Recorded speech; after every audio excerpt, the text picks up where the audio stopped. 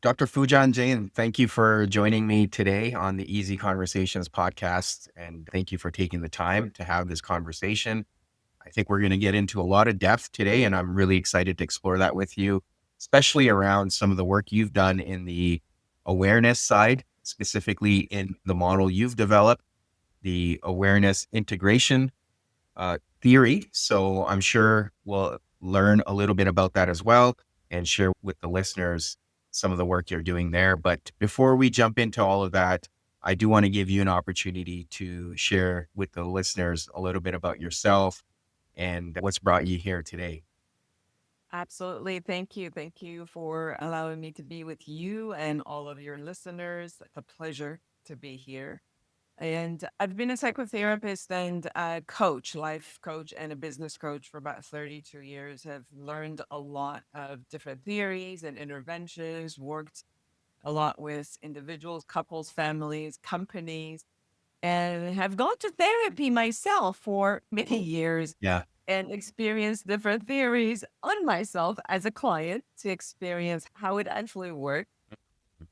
So then yourself, you're a therapist also. We bring what works and combine it in the session depending on what works for the client. Mm. And as I was doing that, I kind of looked at what was the best about each theory. The cognitive theories say change your thoughts, emotions, and body will change and behaviors will change. Emotional theories are like, no, change your understanding, change your emotions, the rest will change. Behavior says change your behavior, and the mind, body, and trauma oriented is shift your body. So I'm like, hey, there are four doors. I'm going to open all the four doors at the same time. So as I brought the best of what was out there so far together and created like a structure so that we can create more efficiency in awareness, creating an awareness for everyone, which is the first step. Then to see our patterns and then get to choose what patterns we want to keep because they're awesome and it works, and Yeah. what patterns don't work. And then looking at healing some of the past issues that we keep carrying with ourselves and to Mhm. have the ability to release them, let go. And from there to like intentionally create who you are and create your future from who you are and be intentional about what we do, how we come across, and the impact that we create, the results we create.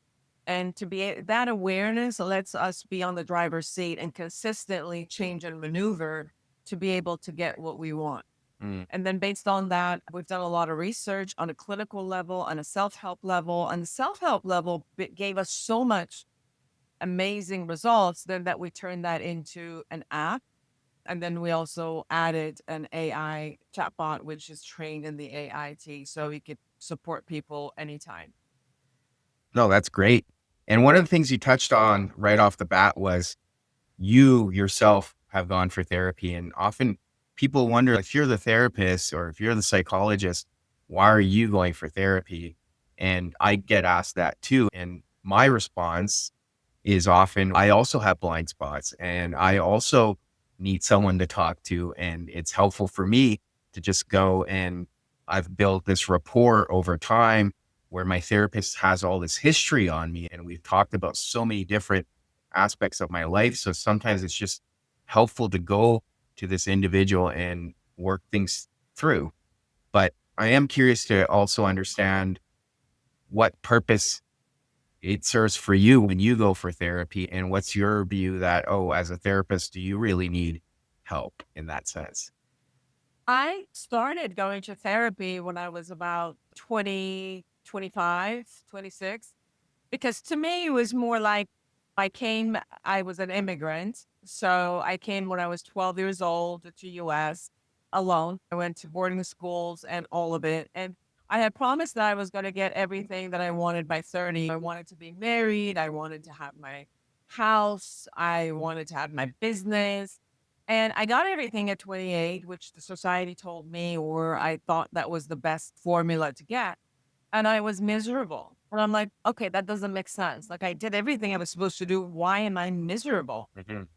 So started with couples therapy actually because of my marriage. And then the therapist started opening me to so much of my patterns and then all my traumas, which from childhood came out, which I wasn't even, it's not that I didn't remember them, but I didn't give it significance because I had survived them. So I thought, I survived them.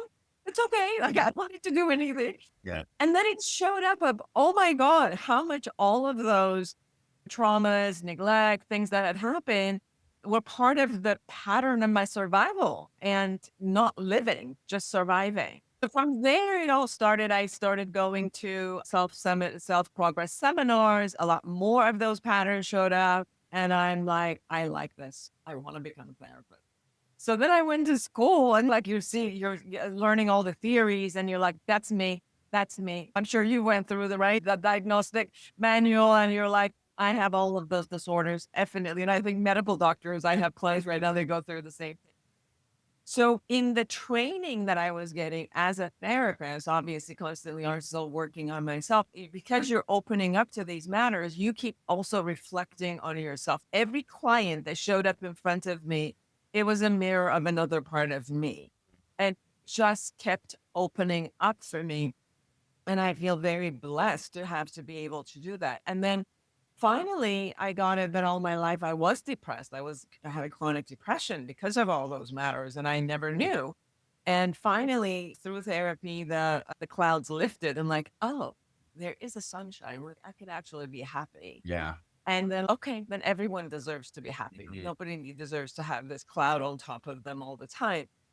And so that's how therapy really helped to me. Yeah. And even now, a lot of times what happens is like a client will show up and I will have some reactions internally. And I'm like, that tells me I got to still work on something because I'm having a reaction here versus being with the person the way they are. And for me to be with me the way I am. So all of those reactions that show up allows me to go to someone which I trust. And I know that they're listening to me with full on acceptance and full love. And that they're like a bouncing of my ideas, going back and hearing them. And they'll give me some tools. They give me the areas that I'm stuck on and they'll open it up. They'll open the lanes for me. So I just think it's useful. I have a client who's come to me almost like 28 years, system checkup once a month. And his life is beautiful. All the relationships are beautiful. And I'm like, aren't you done? No, I want to check up every month. That's the time for me. I just want to hear myself out loud Mm. and know that I'm talking to a space of caring for myself. Yeah, no, and I appreciate that. And I see a lot of, I can relate to a lot of the things you're sharing because my parents immigrated to Canada, but I grew up first generation, very similar to what you're sharing around being told these are all the things I needed to do and then achieving them and realizing, no, something still is missing. And it was for me, exploring that, what is that fulfillment that I need in my life? And therapy's helped in that sense. But again, going to school to become a therapist, I started noticing all the patterns I had developed to cope uh, in my younger life, how it wasn't serving me, but then also understanding where I needed to go personally to find that sense of fulfillment. And it is a daily practice, and I would say almost a daily battle to work through it. And it sounds like that's something you also navigate. Now, to shift gears, then, how did your journey then allow you to develop this theory? And I know you've talked a lot about the research around it, but I do want to get into some of those details. If you're able to share what allowed you from your personal journey to see, okay, here's a path that I think can benefit other people. And then here's a hypothesis to form this theory. One of the things that I was very good at and I was known in my community was that I was doing very deep therapy where I was trained also in psychodynamic, cognitive behavioral, all of those. And then, so people would come to me and we would delve into all of their childhood and everything. They would have a good cry. They would release all of that. One thing I noticed is that they do have a good release, but the belief systems are not releasing. Mhm. We're just going around the belief system over and over again. There we get a little bit of an emotional. release, but it wouldn't dismantle. If somebody said I'm not good enough, I could challenge it based on cognitive behavioral therapy. I could do a lot of work regulating the emotions, that emotional field therapy gave me, all of those. However, they would understand it, but it would keep popping up. Mhm. So it would be like you're in a pool and holding a sponge down, and you hold it for a while, but that pops up again.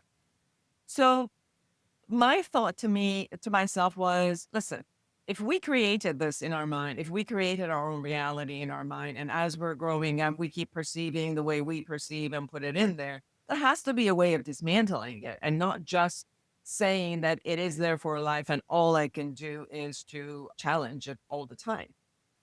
Especially because if you're just challenging it half of the time, it so automatically shows up that you catch yourself in the middle of the reaction, not that it just doesn't show up anymore. So that question, I was pondering on this question. So I went on a cruise. So I'm sitting there beside the pool and ordered from this gentleman who was our waiter.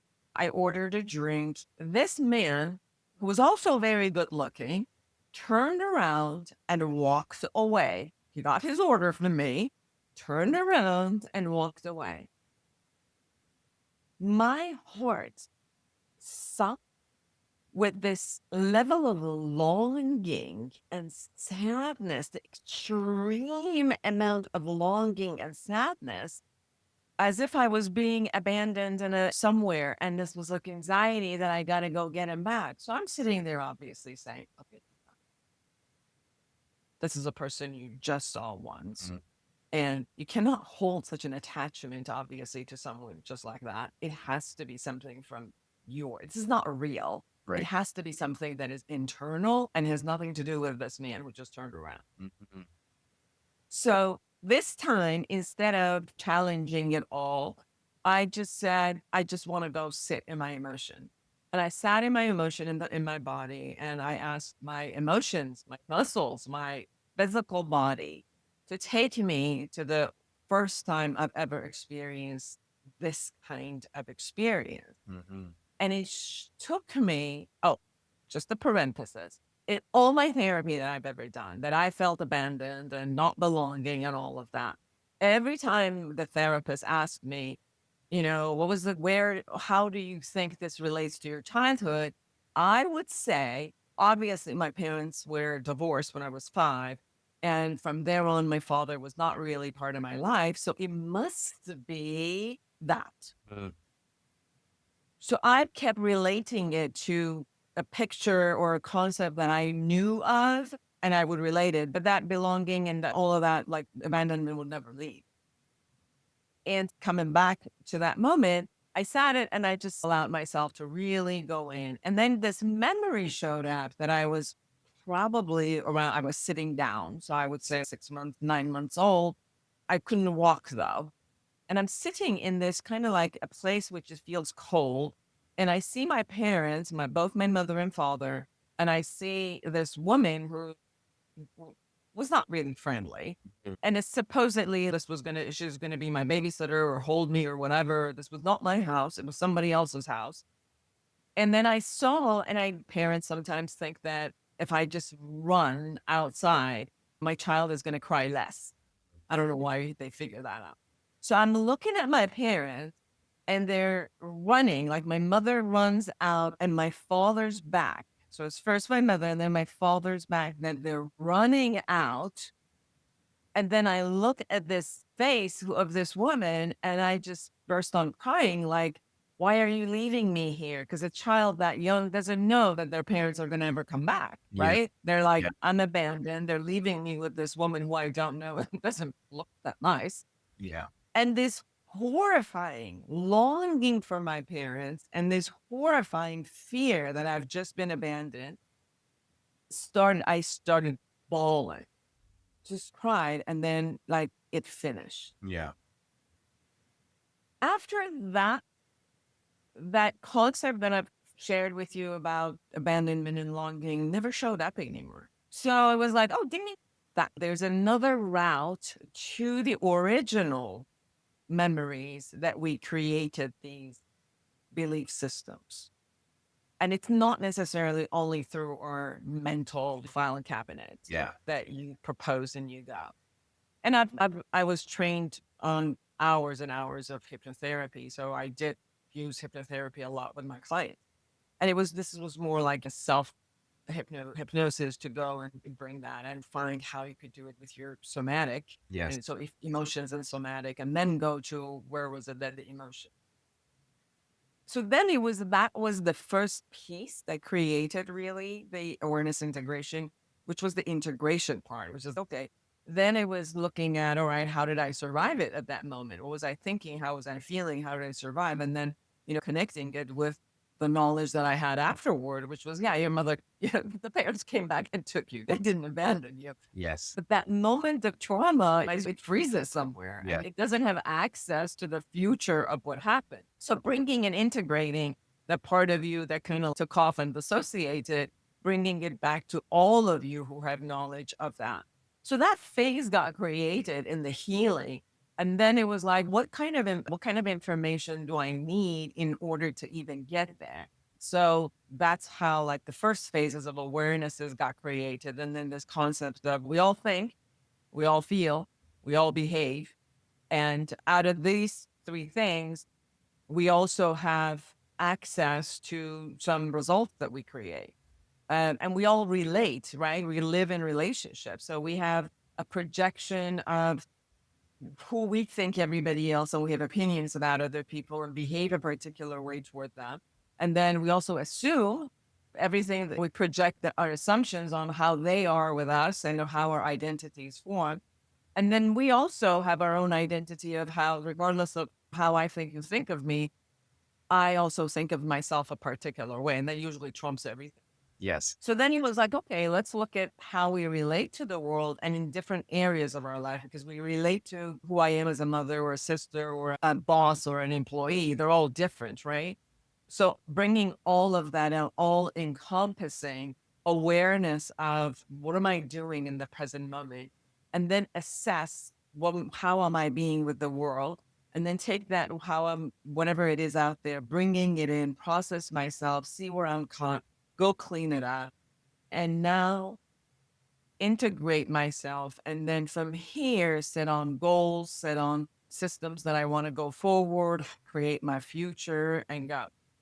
That's how it got created. Like Yeah. phase four got created first, and then the other three, how to get their awareness got attached to it. And then, okay, all right, now that I know who I am today and I cleaned up my past, who do I intend to be from here on? If I have 20 more years, 50 more years ahead of me, if I was going to be intentional and conscious, who do I intend to be consciously? Mhm. So then phase five got attached to it. And then phase six is more like creating structures so I can sustain this conscious being. Yeah. Yeah. And I appreciate that. I do want to tie it together because you've touched on something really crucial because I think a lot of people can relate. So that's why I want to reemphasize it. That abandonment vision or visual you had of your parents leaving was triggered in the moment on the cruise with the waiter, him turning his back to you and walking away. Your brain was thinking in patterns and it associated that moment to that past trauma. And I think so many of us can relate when we have this reaction to a specific situation. And after the fact, we look back and we're like, why was I so triggered? Why did I overreact? Why was I so angry or so sad or so flooded? It's because there's some past memory that's being triggered. And that's the awareness piece you're talking about. And unfortunately, because our brain sometimes to work efficiently will think in patterns, immediately says, I remember this. This is how I need to react to protect myself. And that's where that fight, flight, fawn, freeze, those all kick in for so many of us. But that awareness piece is so important. So coming back to awareness, is this something people can do on their own? Because when I'm working with individuals, I'm encouraging them to, if they have these reactions, whether it's with their spouse or their partner or in other relationships too. Get curious with yourself, journal about it, see what was happening. What are the emotions tied to it? Can you connect to any past memory? How else can people become more aware of these situations when they do arise? And for you to consciously sit with it and connect it to your past. Yeah. So what we did was on a clinical research that we did, we found that as a therapist, when we worked with this with the clients, and we did the pre-test and post-test, we got 75% minimization of depression, 65% minimization of anxiety, and then raising self-esteem and self-efficacy. And then one of my friends, Dr. Jafari, said to me that she was teaching at Cal State Long Beach. And with another colleague, they said, can we take this? And I wrote a book like Reset, which was like a self help book. And we said, okay, let's take this book and let's take what we have, the 6 phases, and put it as a self help. Mm, 4 classes. What we did was just created like on 10 different areas of life, like school, work, finances, intimate relationship, mother, father, these type of relationships. And I created the awareness like guided journaling, right? So we would give it to the students for 15 weeks. We did a pre-test and a post-test. So what we did with the guided journaling is guided, right? So you ask questions like in the area of your intimate relationship, for example, or in your body, yourself. How do you relate? It's like a 24 questions that they just like journal in. And so it's guided because it takes them from one section to another. And then at one point in the phase 3, you look at all of the negative beliefs that you've created for yourself in those patterns. And then it's a guided journey, almost like the self hypnosis. It's a guided imagery work where the person goes through this guided imagery work and it stops in the sun. What would you just experience? And now do this. And then so we gave them this and in 10 areas and then came back and said, okay, now say who you are after all of these things, who you are, who you intend to be, what are the, in each of these areas, what kind of goals you want to set. And then we gave them the post test. Just from self help, we still got 70% minimization of depression. And so that was like astonishing. And yes, so the answer to your words is yes. Can they go follow these kind of processes and get it? And because we saw that, we turned it into an mm, so the app, you could go through 31 areas of your life and it'll take you through guided prompts that says, write about this, write about your positive, you write about your negative, about your behaviors, about the impacts you're creating. And then you will take you goes through all of those pieces. And then in the between, you guide them also, like we'll put videos to take it and ponder on themselves and move forward. mhm. That's how we saw how much the self help process works. And I usually say this, you know how you have like massage equipment that you have at home and you work with yourself, and that releases some stuff, but it's different than when you go to a massage therapist. Yes. And then it's also different if you actually have an injury that you have to go to a physical therapist or a chiropractor. So these self-help models and for example, the app works for you the same way as you taking care of yourself. If you need more than that, then you can go to a therapist, which are trained in the AIT, because we're trained globally at this point, coaches and therapists. And then if there's special traumas that are there or special conditions, then you also want to go to a specialist, which handles that. Does that Yeah. answer your Absolutely. Yeah. Yeah. And just to ground everyone, I know you've touched on the different phases. Are you able to walk us through phase 1 to 6 and what each phase is called, just to help Yes. understand the stages so it's easier to follow along? Absolutely. As we start the process, because we only live in relationships, we don't like if your identity only lives in a relationship, even to yourself. It doesn't just hover around without having the creating a role for itself. So first we want to see what area of life you're interested to work with, right? So after you pick, then the first part of that, the first phase, is your relationship with the outside world. For example, if you picked your relationship with career, let's say, So then it comes up, what are your thoughts, right? So the distinction between your thoughts, right? We have 60,000 thoughts that come up per day. They're just electrical pulses that comes. A lot of them are automatic. So part of this is getting for you to get to know your automatic patterns of thinking. So then it's, what are your positive thoughts about your career, for example? Everything that you shows up for you, just write it down, write it down. And you don't even have to just do it now. You could write it down now and then keep the journaling, whatever shows up, keep writing. You go to work, you keep writing on it. What are your positive ones? What are the ones that works for you, entices you to move forward? What are the negative ones for you? Those pushes you back.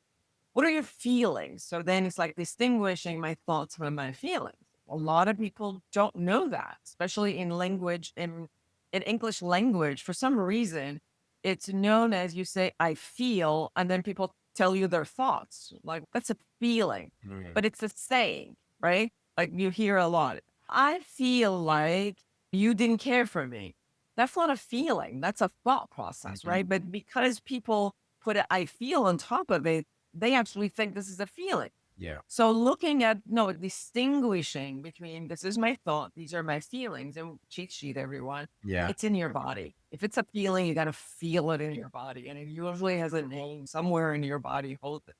So then we distinguish between the positive ones, the enjoyable ones, and then the negative one, because those give us they're like signals. You want to hear them. You want to know what it is. They're just like knocking at your door. Then is more, what is your behavior? What are the positive and negative behavior? So you look at how do I positively behave around my career, which is moving me forward. Mhm. What are some of the behaviors I do, actions I do that I sabotage myself, that is not working for me, but I keep doing it. So again, knowing that. And then it comes into now based on my thoughts, feelings, and emotions, what and behavior, what kind of results am I creating? What are my impacts? And the results that I'm creating, how is that creating a result in my life and other people's? For like a career, how is it that the way I am is going to also affect my coworkers? How does it affect my boss? How does it affect my employees? My revenue, all of that, right? So you take responsibility and accountability about what's workable, what's not. And so I'm aware, hey, guess what? If I do all of these things that I say works, then I get these results. And, no shock. If I keep doing these, I don't. So you become more responsible. Mhm. The phase two, we go into projections. Now, around my career, how do I assume other people think of me positive and negative, right? And those are all projections, but they're assumptions. How do I think my boss thinks of me? My coworkers, my employees, everybody that's around my career, even like my spouse. How do I feel? How do I think my spouse supposedly thinks about my career? So these are all the assumptions we gather and live by, Yes. positive, negative feelings that I'm assuming other people have toward me, and behaviors where I observe and then put an assumption on from others. And then how does all these assumptions and living under these assumptions impact me and their life? Because if I assume you don't like me, automatically I'm going to behave a particular way to you, which is going to affect you also, right? So again, become aware of all the assumptions I live by. And minimum is, can I do a reality check? Right? Can I do reality check on this? And then this third phase comes when I am in my career. What do I think of myself now? So this is like self identity conversation. How do I think of myself positively, negatively? How do I feel about myself? And what do I do to myself? Do I scold myself? Do I punish myself? Do I nurture myself? Do I accept myself? And then the impact of that, right? So Yes. that becomes the third phase. Now, in this phase, I'll find out all of the negative beliefs about myself that I say nasty things to myself. Yes. And then I'll pick that for the phase four. And then I go into integrating it. So I'll say, when I think of myself and I said, I'm not good enough, how do I feel? Where is it in my body? The intensity. And then can I allow my body and my emotion to take me to the original time that I've ever said these things to myself? And then you go through memories. And then in the memory, you also work through again, what were you thinking? How are you feeling? What did you do? And then in the memories, you start looking at not only the vulnerability, but also the strength and resilience that I had at that moment of when I strategized, well, if I survived it, obviously I did something right. Yeah. So come back to those and bring them and bridge them together and bring them into yourself. Now, some people might know this as an inner child work. I don't look at it as an inner child because I don't believe there's an inner child. If you open this place, there's no inner child. So I think we therapists created the inner child as a concept, as a metaphor. Mm. Same way we have as a metaphor for Christmas, we created Santa Claus. But somehow I got stuck, and people really now visualize as if they open up and then they give it ultimately the right that, and I've heard too much. You probably heard this too. Like, my inner child is pissed off and just wants to have a tantrum. I'm not two. Yes. I'm 62. Right.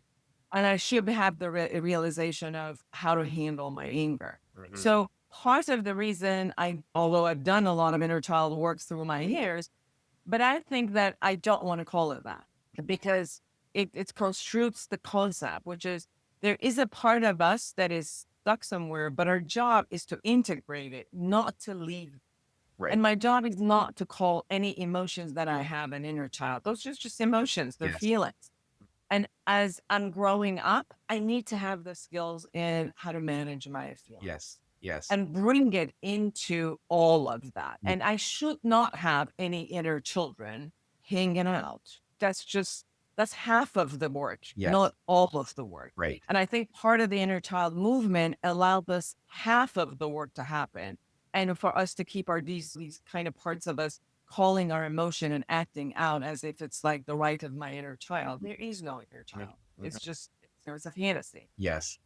So bringing this on into it really integrating. So if I'm 63 years old today, I act and behave as a 63-year-old and manage my emotion as a 60-year-old. I have all my vulnerabilities, I have all my strengths, and they're all here as an access. I have access to all of them. So the phase four, as we're going to integrate, because the neural networks are all complex, that as you go and clean up one area, it might be connected to so many other ones. That's okay. We keep cleaning, integrating, and all of that happens. So then after you finish with for example, relationship that you have with career, you also see through these memories that are coming back, where else, what other areas like you might have issues with your parents, for example. Then we go jump on my relationship with my mother and we go through this process, father to my body through this process, finances, whatever areas that we want to go. Yeah. And you can go as much as the 31. And then so you now have the presence and you have the cleaning up. And now we come back and say, okay, now that I know through this type of awareness, what are my strengths? Not only my vulnerabilities, but what are my strengths? Therefore, I can pick up all my strengths that I've already used. It's not something somebody else gives it to me. And I'll say, this is who I intend to be. I intend to live my strength, right? These are the parts of me that are strong. These are the feelings that I want to keep coming back and bring up. I can brew anger all day or I can brew love all day. So I choose to feel my feeling of anger, release them, take care of them. But I really want to brew love all day, right? Yeah. So these are the emotions that I want to foster. These are the behaviors that I want to commit to. These are the results that I'm committed to creating. And that's who I'm going to say I'm going to turn into being the best of me. Mm. And when the worst of me comes on, well, I'll go like this and come back into the best of me. And then set goals for each one of these areas of life where I can manage and watch now my patterns. I say I want this. Now I watch myself, like how I think, feel, behave to get to say what I want. So you start living very consciously, and that becomes the first phase five. And then I want to create like accountability buddies, calendars, journals, collages, figures, things that I've set aside as a structure around me that will make sure that I would continue on the path that I say I want to get my goals, to be the person I say who I am, and to be on integrity. And the system of structure will be like feedback, check ins, and loops where I can watch that I'm on integrity, I'm doing what I say, I'm holding my commitments. And whatever I'm not, I'll clean it up and go back into it. If I mess up the conversation with someone, I'll sit down, apologize, and clean up and come right back up to what I said, what I wanted to do. So it's conscious living, really, Yes. with no baggages. Yeah. Yeah. I appreciate all of that because what I'm hearing from you is it's having this level of grace for yourself that it's okay that you're going to make mistakes, but you can learn from it, but also taking responsibility for your own healing. So, as much as you said, the inner child or the wounded child concept can be misconstrued at times, and it can sometimes allow us to displace the responsibility.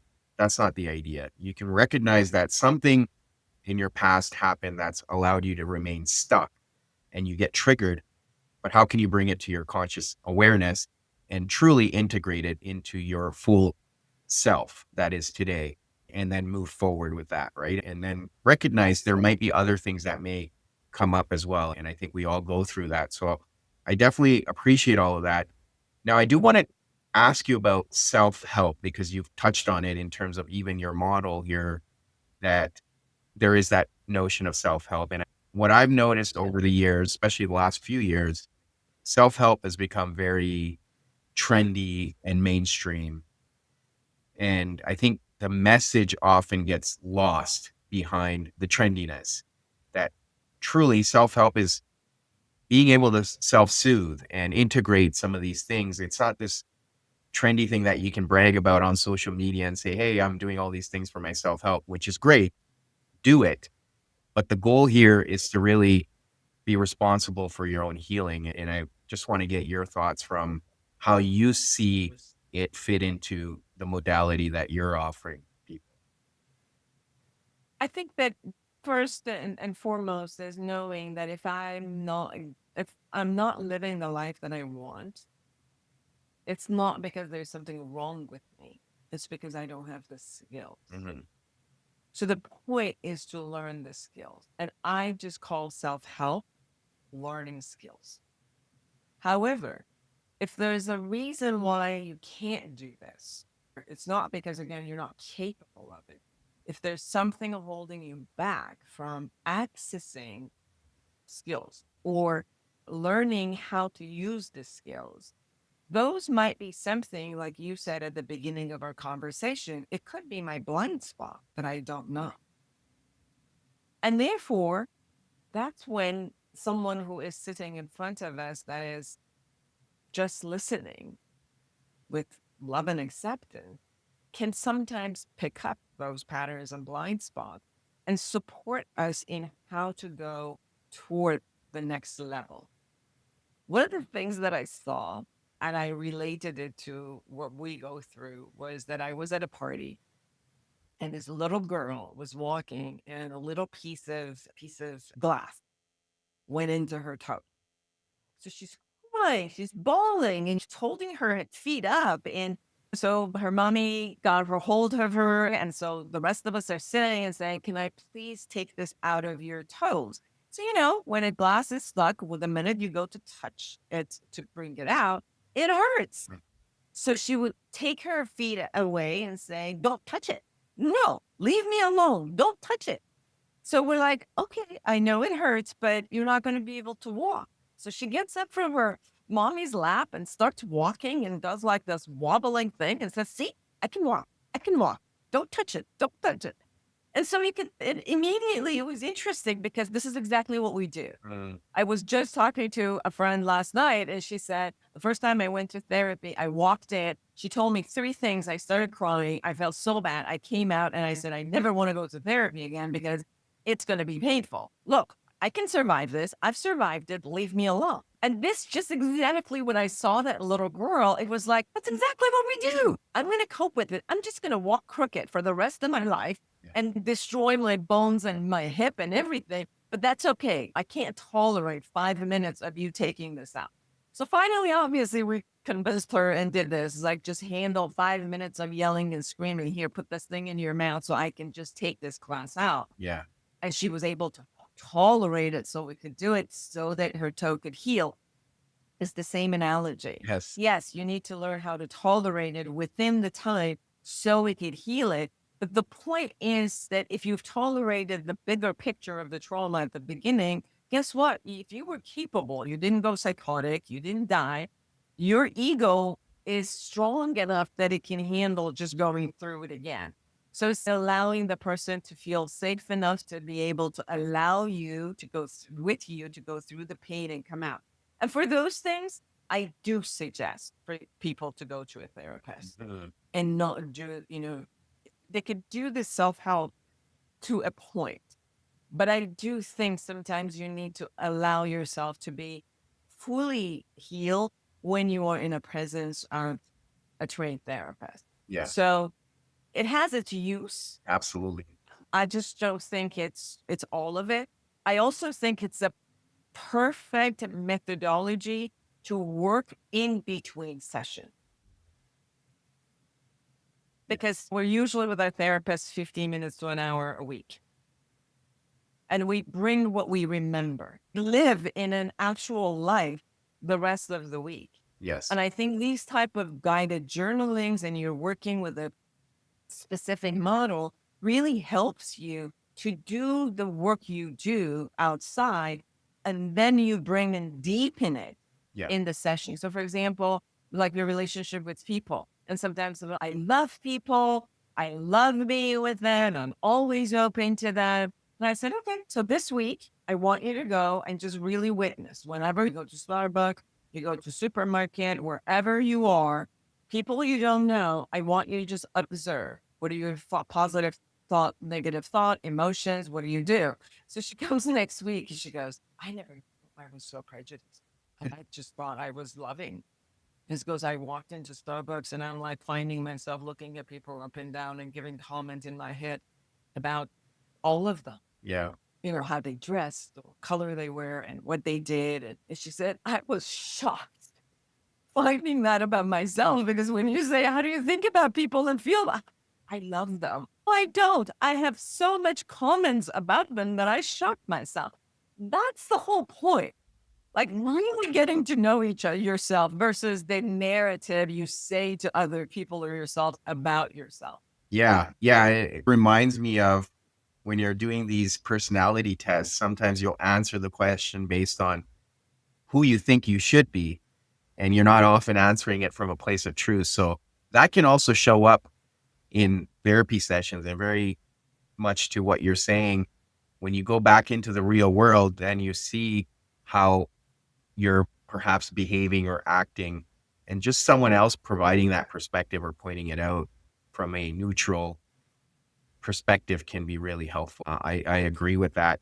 Now, the last question I had for you was, along with the 6 phases in this modality, you had also talked about 9 principles. What are these principles when it comes to AIT? So after it was funny because I created the intervention and then it was like, what were these interventions based on? And then I started looking at it, creating the principles of what it is. So principles are obviously one of them is that that reality is based on a very subjective concept. Mhm. We and neuroscience tells us that based on our senses, five, sometimes a sixth gut feeling, we capture information from outside. The information gets processed internally and it builds on itself based on the knowledge that we have. It keeps building on itself and then processes this and then like files it, right? So that becomes our subconscious. So we operate in subconscious about 95% of the time because everything we get, it processes that way. So the reality is subjective. And therefore, if it's subjective, it's my reality, something I made up and then co-created with the rest of the world. If the reality I made up works for me, awesome, let's move on. Mhm. If it doesn't work for me, then possibly what I can do is change my reality consistently. And that's what we do with reframing, right? The reframing is constantly changing the paradigm of our reality moving forward. And then the next one is that believing that human beings are innately capable, innately. Like we come with all the machinery our genetics that comes with all the machinery and capacity and capability to do whatever it is that needs to be done Mhm. to learn and move forward. So like trusting, very like humanistic Rogerian concept, just trusting that, I can just listen to myself and allow me to move forward, and I'll walk when I have to, I'll sit when I have to, and I'll learn skills when I have to. And it will all flourish as Mhm. long as there's this kind of like love and acceptance, it flourishes. Yeah. Again, humanistic, existential humanistic belief systems. And then therefore from there, then well, how do we learn? The child learns from role modeling, from their parents, their teachers, and everything. So obviously we learn the skills of the world and the message of the world, and we follow those role models as we move. So sometimes we had good role models and sometimes we didn't. But that doesn't mean just because we didn't have good role models that we are stuck. All we need to do to realize I'm role modeling this and no longer works for me. Who on earth has been successful as this? Who do it well? Let me learn from them. Versus just saying, okay, if my parents did not teach me, oh, I'm stuck, there's no point. No, they didn't have the opportunity to teach you everything. They taught you what they had. But if you want more, go learn more. So that's the next principle. We learn it. We have the capacity to learn and move forward. Then is the idea of the concept that we were talking about, the integration, where when the system gets overwhelmed, cannot hold on to the whole ego structure at that moment because something is happening which is overwhelming and shocking. Our system is so brilliant that it divides itself, it splits itself, and holds one part aside while the other part survives and moves forward. That's the beauty of our system, right? However, to know that this separate part is sitting there knocking at the door consistently. How? As we react, right? Our harsh reaction shows that it's sitting there knocking at the door to come out. Yes. And when we realize that we can bring this part out and also register our vulnerability with our strength because we survived it at that moment, then we could integrate this part Mhm. at that moment and come in. So animals, when something terrible happens, they survive and then they'll shake it off of their system Yes. and they move on. Human beings we don't have that. We don't shake it off. We Yes. just store it. So then the principle is this is what happens normally. And what we do need to do is to go out and get this thing come out. And we've known this based on the processing of whomever has ever worked with eye movement desensitization and reprocessing and trauma. When we release the negativity, our essence of positivity automatically comes up automatically. And therefore, it's like the same humanistic concept. We are positive in nature, right? So then that becomes, and then we can learn from this neutral positive way. So if we go around and clean up, then our essence is neutral and positive, and all the research shows that you learn better, you retain better from neutrality and positivity versus in negativity. So from when as you clean up, then you start learning, okay, what do I want to do? Do I have the skill? I don't. Let me go figure this out. Let me get the skills. Let me practice it so it becomes mine. And then you move forward with it, right? And as you move forward, you need your society, community structures in order to support you to continue doing what you need to do. And so we create the structures to move. So these are the principles behind these interventions. They come from those theories. So all the theories that I've ever learned, cognitive behavioral, REBT, rational emotive behavioral therapy, EFT, emotional focus therapy, behaviorist, solution focus, existential, humanistic, transactional analysis with all of the psychodynamic, with all the inner child work, all of that I ever learned, hypnosis, all came together to create these interventions in theory. Oh, that's great. Thank you so much for walking us through all of that. And thank you again for coming on here and sharing the amazing work you've done in building this theory and your own experience that led to it. Now, for listeners that want to learn more about you and your work, what are some ways they can do that? My website is my name, FoojanZeine.com. If they want to know about the theory, they go to awarenessintegration.com. And many of our therapists and coaches who are trained are also there. They can access that. And if you want the self help, then you go to Foojan.com or just Foojan app. You go to your Apple Store or Google Play and download the app. And then in the app, you also have the AI chatbot at this point that is trained. And then at any time you answer it, it'll answer you from there. Sounds great. We'll put all of that in the show notes, but thank you again for today. And I look forward to connecting with you again, and we'll see what comes out of it. Absolutely. And thank you for the opportunity that I could share myself and the theory with everybody. Absolutely. Thanks.